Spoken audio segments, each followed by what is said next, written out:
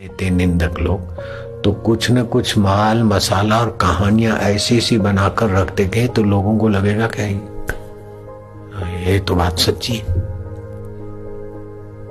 पांडेसरा में कोई परिवार रहता है, उसकी कन्या थी छोटी सी, उसको तकलीफ थी। कल रात को उन्होंने बताया मेरे को, और फिर वो इधर भी आती थी ध्यान योग शिविर में माँ बाप के साथ, और रामदेव जी के पास योग सीखने भी गए। उसका भी फोटो बताया और बोले उसको दमा हुआ और ये कैसी तकलीफ हुई, और हमारे खोड़े में उसने शरीर छोड़ दिया। 21 साल की थी। बापू देखो ये तब तुम्हारी बेटी है। और रामदेव महाराज के नजीक भी उसको फोटो दिखा।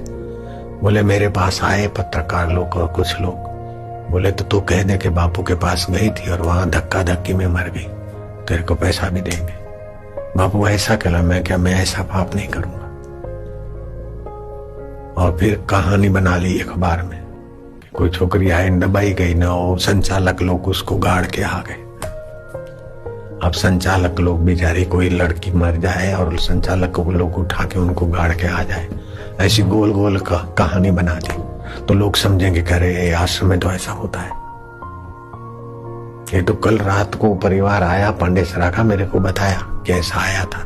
छापा में ऐसी गोल गोल कहानी लिखती। मैं उनकी बातों में नहीं आया। मैं अगर हाँ बोलता तो मेरे को पैसे मिलते।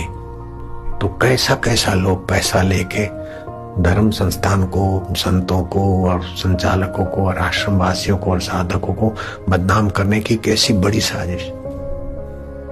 मेरे को संतों ने बताया कि वृंदावन के कई आश्रमों के संतों को बदनाम करके फिर उनको वहां से विदाई होना पड़ा।